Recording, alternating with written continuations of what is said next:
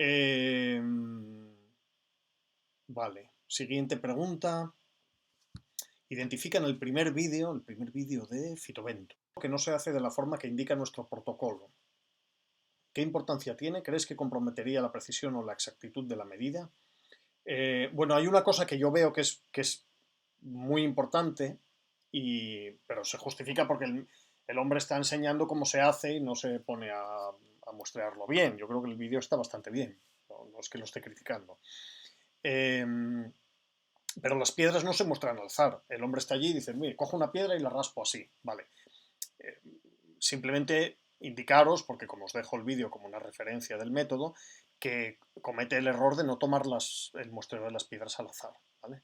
Insisto, ya lo insistí en su momento, no hace falta que lo repita aquí, el muestreo aleatorio es absolutamente indispensable cuando uno trabaja con poblaciones en las que existe variabilidad y a las que va a aplicar estadística. Eh, vale, cuando no se muestre al azar, lo que se compromete muy seriamente es la exactitud. Porque incluso es que te va a resultar imposible saber el grado de exactitud, es decir, la confianza, que es lo más parecido a la exactitud. No podrás construir un intervalo de confianza porque al no haber tomado las muestras al azar no deberías calcular la estadística que te permite trabajar con intervalos de confianza y por tanto nunca sabrás dónde está la media de la población. De hecho, es posible que la precisión aumente cuando uno no toma las muestras al azar. Es bastante probable, porque cuando uno no toma muestras al azar, por mucho que penséis que, bueno, yo controlo mi azar, y entonces, porque esto se dice, ¿no? Por ejemplo, vas a muestrear con cuadrados de muestreo al azar. Y bueno, pues tiro los cuadrados a donde caigan y eso es al azar. Eso no es al azar. Eso es donde los has tirado tú. Y tú tienes una fuerza, una tendencia natural, estás buscando algo, cuando vas al campo estás buscando una planta, un alga, una zona con turbulencia, una zona profunda, lo que sea, estás buscando algo, seguro que tienes algo en la cabeza. Y la mano se te va siempre a aquello que estás buscando. Es decir, tú estás buscando, si vas al intermareal y estás buscando un alga, estás buscando rocas que la tengan y dices, bueno, voy a mostrear al azar, tiro el cuadro, seguro que no vas a tirar el cuadro de muestreo a la arena. Seguro que va a caer en una zona donde hay algas de las que te interesan, porque se te va el ojo, es inevitable. Entonces, eso hace que la precisión aumente. Casi todos tus cuadrados de muestreo son muy parecidos, porque has escogido piedras del mismo tamaño, etcétera, etcétera, ¿no? Así que, aunque la precisión aumente, el resultado es peor, porque es no solo seguramente menos exacto, menos representativo de la realidad de la variable, sino que además te va a ser imposible saber cuánto de menos exacto es. ¿Vale?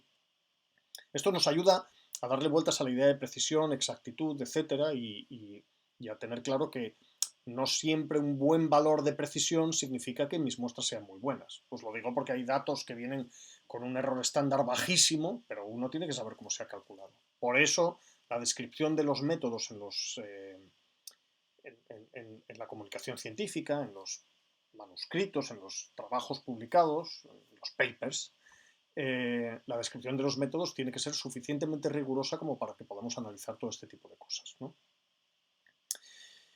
Muestreo de materia orgánica disuelta.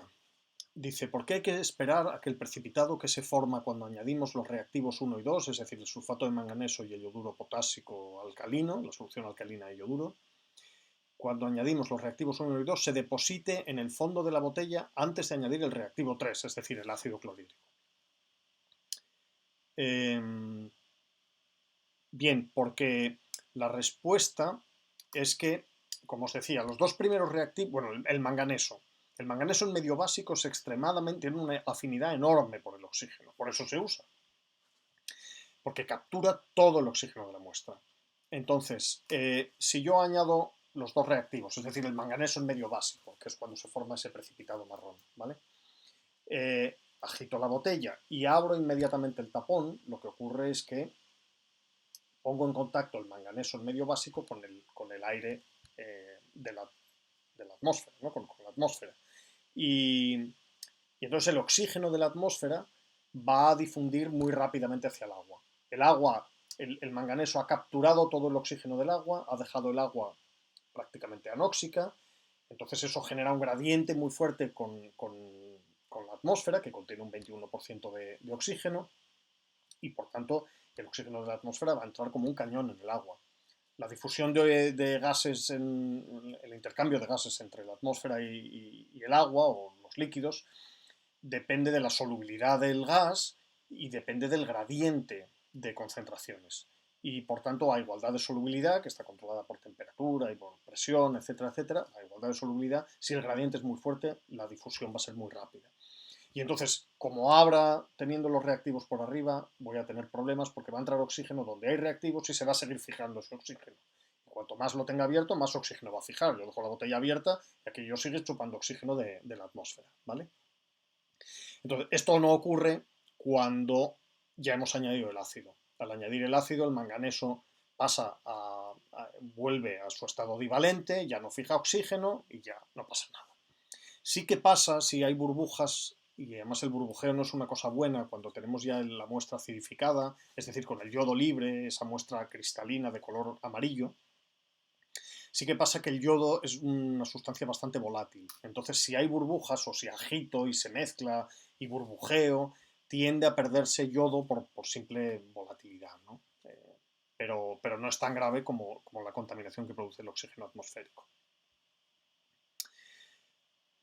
Pregunta 7. ¿Por qué digo que el procedimiento del vídeo 1 es poco sensible? ¿Cómo podemos hacerlo mejor? ¿Cuál es el vídeo 1? Vale, es el vídeo en el que se muestra el procedimiento de campo para medir la concentración de oxígeno disuelto, ¿vale? Bien, en el método de Winkler, si habéis seguido un poco las opciones que os he dado, hay este método de campo en el que usan un goterito para echar el tiosulfato, es decir, para la valoración, para el paso final del método de Winkler, se usa un gotero en el que va dispensando gotas de tiosulfato. Lo que hace la operadora es anotar cuántas gotas ha necesitado para convertir el líquido amarillo que tiene yodo en un líquido totalmente incoloro. De la misma manera, otro método que os presentaba era el método manual con bureta, que era posiblemente uno de los que usaríais vosotros en la práctica si lo hubiéramos hecho en el laboratorio, ¿vale? Con una bureta voy dispensando gotas y es lo mismo, solo que en vez de contar gotas, lo que hago es, después de haber terminado la valoración, miro en raso y determino cuál era el volumen que yo he añadido. Pero podría haber contado gotas igual. Si sé cuál es el volumen de una gota, pues al final tengo el volumen añadido, ¿vale?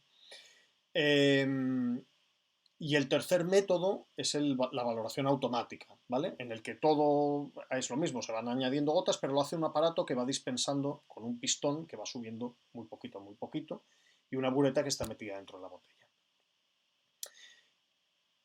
¿Qué es lo que determina la sensibilidad del método? Y hablo de sensibilidad, no hablo ni de precisión ni de exactitud, hablo de sensibilidad, es decir, la capacidad del método o del protocolo que usemos, porque el método es el mismo, es el método de Winkler con 3 protocolos diferentes, ¿vale? ¿Qué determina la sensibilidad del protocolo? En este caso, ya digo, por sensibilidad entiendo la capacidad de ese protocolo o de ese método aplicado de esa manera para detectar cambios pequeños en el valor de la variable, ¿vale? Un método más sensible es aquel que es capaz de detectar cambios más pequeños.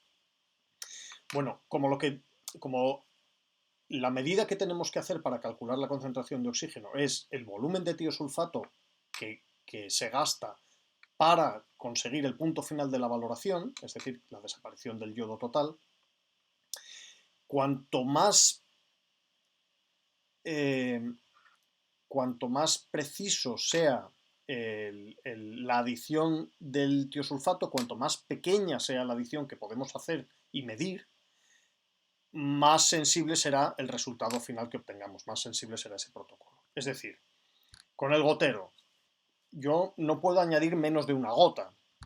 Además es un gotero así un poco torpe, es un gotero gordo, bueno, es un gotero no precisamente fino.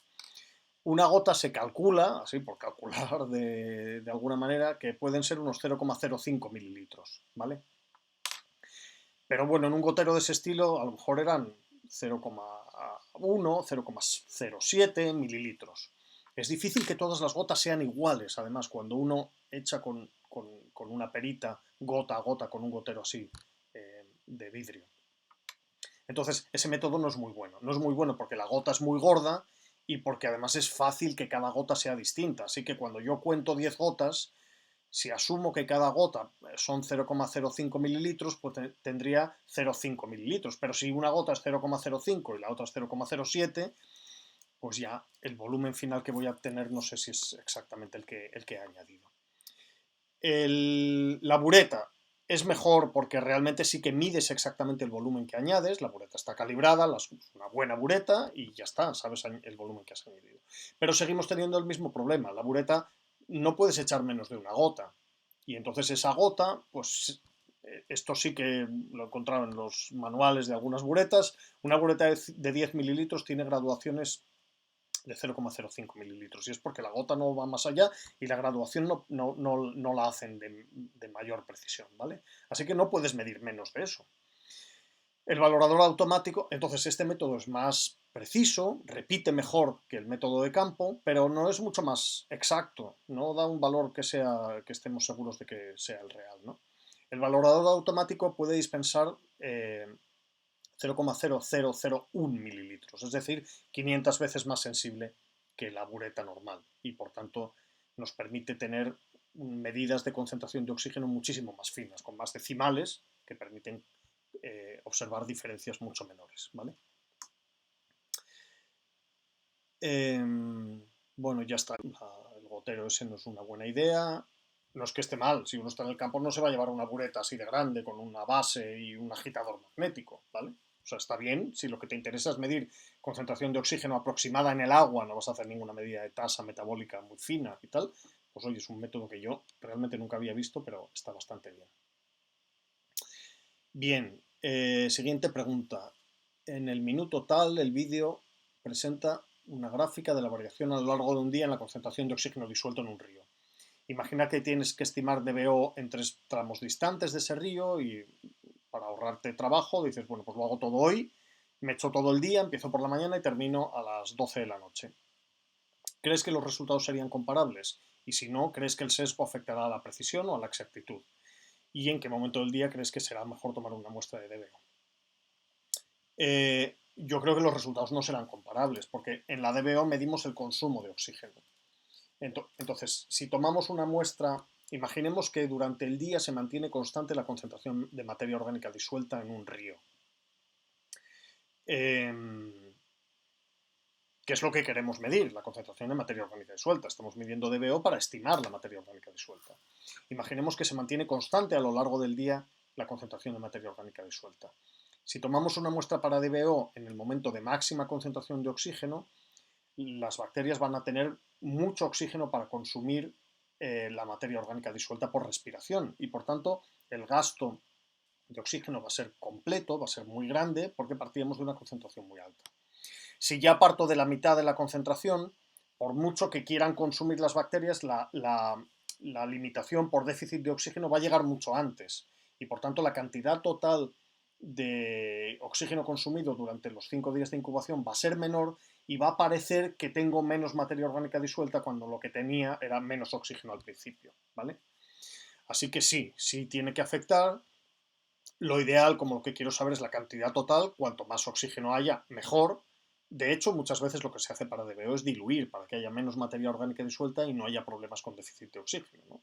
Así que lo ideal sería, en este caso, cogerla a mediodía o por ahí, cuando la concentración de oxígeno es máxima. Y, y esto afectaría a las dos cosas. Afectaría a la precisión, por lo que os decía antes, si en un mismo sitio del río, si tomo muestras a 2 horas distintas, me va a dar resultados distintos, luego la precisión es mala, y a la exactitud, porque si tomo la muestra con un déficit de oxígeno, las bacterias no van a oxidar toda la materia orgánica disuelta y por tanto el cálculo de la materia orgánica disuelta que había allí va a estar sesgado por el déficit de oxígeno que había en la muestra, ¿vale?